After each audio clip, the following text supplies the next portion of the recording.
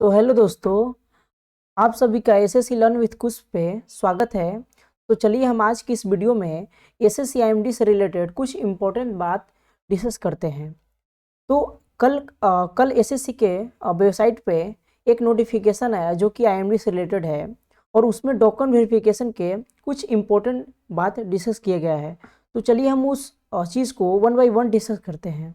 ठीक है, तो इसमें लिखा है कि डॉक्यूमेंट वेरिफिकेशन आईएमडी के द्वारा होगा। ठीक है, और जब भी आपका फाइनल रिजल्ट आएगा, ठीक है, तो उसके बाद आपका डॉक्यूमेंट वेरिफिकेशन चालू कर दिया जाएगा।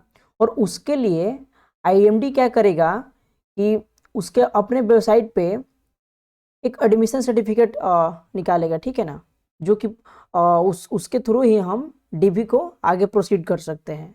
ठीक है, अब देखते हैं कि हमारा जो डीबी का प्रोसेस कब स्टार्ट होगा। जब हमारा फाइनल रिजल्ट आ जाएगा ना एग्जाम का, जो भी अभी एग्जाम अभी तो रिजल्ट आया नहीं, अभी तो टीयर 1 का भी रिजल्ट नहीं आया। ठीक है, तो फाइनल रिजल्ट आ जाएगा उसके बाद, ठीक है ना, उसके बाद डॉक्यूमेंट वेरिफिकेशन होता है। ठीक है, तो इसमें क्या बोला गया है कि IMD will be conduct document verification at the selected candidate in the order of merit of the candidate. ठीक है, कि जो भी स्टूडेंट मतलब जो भी कट ऑफ होगा, मेरिट लिस्ट का कट ऑफ होगा, ठीक है ना, तो उसको सेलेक्ट करेगा और उसको डॉक्यूमेंट वेरिफिकेशन के लिए बुलाएगा। ठीक है, और यहाँ पर ध्यान देने वाली बात यह है कि जो रिजर्व पैनल होगा, मतलब एडिशनल लिस्ट आता है ना, वो आपका यहाँ पर 2 टाइम्स होगा। 2 टाइम्स किसका होगा?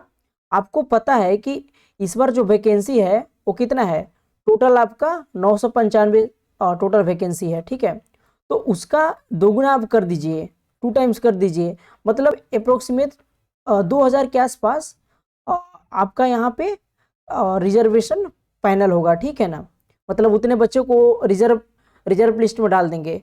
और जो भी जैसे डॉक्यूमेंट वेरिफिकेशन में क्या होता है ना कि बच्चों को बुलाया जाता है डीवी के लिए। ठीक है, बट क्या होता है कि किसी किसी का डॉक्यूमेंट मतलब ओरिजिनल नहीं होता है, या कोई बैचलर जो भी उसके पास डिग्री नहीं होता है तो उसको रिजेक्ट कर दिया जाता है। ठीक है, या कोई ऐसा कैंडिडेट होता है कि जो 1 साल तो काम करता है, ठीक है ना, और 1 साल के बाद वो रिजाइन कर देता है।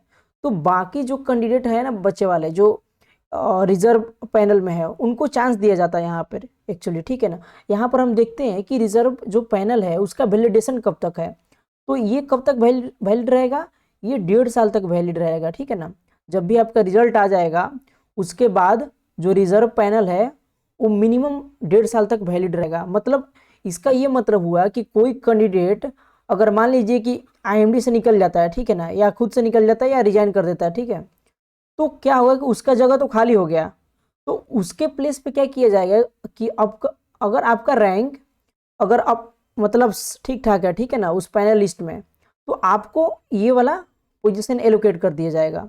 तो इसका यही फ़ायदा है कि फ्यूचर में अगर कोई कैंडिडेट जो सेलेक्टेड है आईएमडी में, अगर वो निकल जाता है तो उसके स्थान खाली नहीं रहेगा, किसी अदर कैंडिडेट को डालकर वहाँ फिल कर दिया जाएगा। ठीक है ना, यही इंपॉर्टेंट बात है। ठीक है, तो चलिए हम अब नेक्स्ट बात को डिस्कस करते हैं। ठीक है, तो ये जो थर्ड पॉइंट है इसमें यही लिखा गया है कि सिंपल सी बात है कि हर चीज़ को आईएमडी ही मैनेज करेगा, चाहे वो फाइनल रिजल्ट हो या ऑनलाइन एप्लीकेशन हो, conduct of computer based examination हो, मतलब जो भी हो वो हर चीज़ आईएमडी के द्वारा ही हैंडल किया जाएगा। ठीक है ना, और चौथा पॉइंट में देखते हैं हम कि document verification would be done by IMD. ठीक है, सिंपल सी बात है, आईएमडी के द्वारा ही डॉक्यूमेंट वेरिफिकेशन होगा। ठीक है, और आईएमडी यहाँ पर इशू करेगा, मैंने बताया भी था अभी कि एक एडमिशन सर्टिफिकेट इशू करेगा आईएमडी, जो कि डीबी के लिए जो कैंडिडेट सेलेक्टेड हो जाएंगे उसके लिए है। तो उसके लिए क्या करना है कि बच्चों को क्या करना है, जो स्टूडेंट है उनको क्या करना है कि जो आईएमडी का वेबसाइट है उसको विजिट करते रहना है। ठीक है, वैसे पता चल जाएगा, अगर मेरे को पता चल जाएगा तो मैं आप लोगों को इन्फॉर्म कर दूंगा। ठीक है ना, अब नेक्स्ट पॉइंट की तरफ बढ़ते हैं। तो नेक्स्ट पॉइंट बहुत ज़्यादा इम्पोर्टेंट है। आप समझिए कि कट ऑफ समझिए कि जनरल का 130 गया, ठीक है, और आपका 132 रहा। ठीक है ना, बट आपका जो नेम है ना वो फाइनल लिस्ट में नहीं है, मतलब जो फाइनल मेरिट लिस्ट आएगा अगर उसमें आपका मेरिट लिस्ट में नाम नहीं रहेगा, तो आप क्या कर सकते हैं, आप उस कंडीशन में 2 महीने के अंदर, ठीक है ना, 2 month of declaration of result, उसके पहले आपको रीजनल या सब रीजनल ऑफिस में जाना होगा।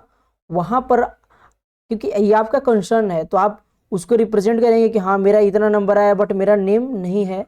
तो क्यों नहीं है, तो आप उस कंसर्न को ले जाइएगा। तो फिर वहाँ पर अगर आप मतलब सही निकले, मतलब आपका 132 आएगा, तो फिर उस चीज़ को रिजॉल्व कर दिया जाएगा, ठीक है ना।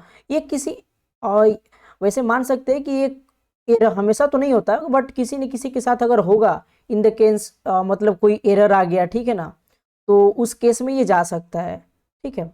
तो चलिए हम अब नेक्स्ट बात करते हैं। मैंने वैसे RTA अप्लाई कर दिया था, ठीक है ना, कि टोटल वैकेंसी कितना है, क्योंकि मैंने पहले भी एक वीडियो बनाया था जिसमें मैंने एक स्क्रीनशॉट लगाया था ना कि कितना टोटल वैकेंसी है। तो बहुत लोग बोल रहे थे कि हाँ ये पता नहीं फेक है कि रियल है। तो मैंने सोचा कि चलिए मैं ही RTA रिप्लाई फिल कर देता हूँ, और जब रिप्लाई आएगा तो फिर आप लोगों को नोटिफाई कर दूंगा। तो मैं आपको दिखाता हूँ कि टोटल वैकेंसी इस बार कितना है। आप देख सकते हैं कि ये मैंने खुद का ही फिल किया हुआ है, आप नाम मेरा देख सकते हैं यहाँ पर, ठीक है ना। तो मैंने वैसे देखिए रिसीव डेट दिखा रहा होगा ना, 17 जनवरी 2023, ठीक है, आप देख सकते हैं यहाँ पर मैंने उस दिन को अप्लाई किया था एक्चुअली, ठीक है। और यहाँ पर 8 फरवरी को रिप्लाई आया है, ठीक है ना। तो वैसे आज के दिन ही मैं इसी वीडियो को बना रहा हूँ। तो मैं आपको दिखाता हूँ कि आप देख सकते हैं ना कि IMD examination 2022 category wise 20 vacancy. तो टोटल वैकेंसी आप यहाँ पर देख सकते हैं कि 995 है। उसमें से जनरल के लिए 344 है, EWS के लिए 177 है, और OBC के लिए 262 है, और ST के लिए 68 है, और SC के लिए 144 है।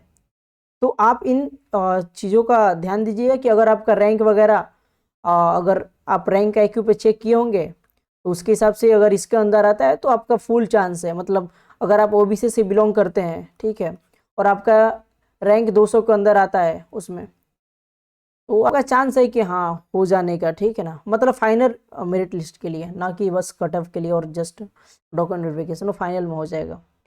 तो चलिए हम एक और बार डिस्कस करते हैं कि रिजल्ट का, क्योंकि सबको इसी का इंतजार है कि कब रिजल्ट आएगा, इतना लेट क्यों हो रहा है। तो मैं आपको बता दूं कि इसका रिजल्ट CGL के बाद ही आएगा। अभी प्री का रिजल्ट नहीं आया, बट मेंस का वैसे डेट ये लोग बता दिए हैं। तो मेरे को लगता है कि 1 या 2 दिन में आ जाना चाहिए, बट मैं अभी प्रेडिक्ट ही कर रहा हूँ, ऐसा नहीं कि मेरे को पता ही है कि हाँ 1-2 दिन में आ ही जाएगा। बट हाँ मान सकते हैं कि जो CGL के रिजल्ट है वो 1 से 3 दिन के बीच में आ जाएगा, ठीक है।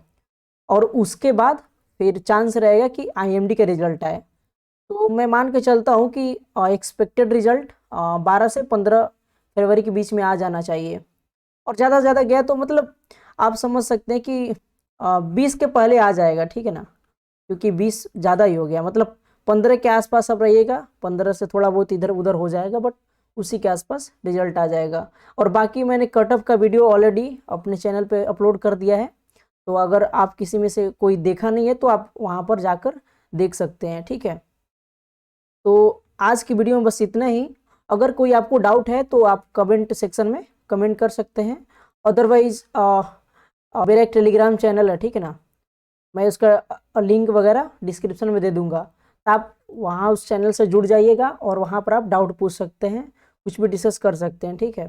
तो अगर आप इस चैनल पर नए हो तो सब्सक्राइब कर सकते हैं। और इस वीडियो को अगर आपको लगा कि हाँ ये वीडियो कुछ इन्फॉर्मेटिव है तो आप लाइक कर सकते हैं। तो चलिए दोस्तों, आज की वीडियो में बस इतना ही। Thank you.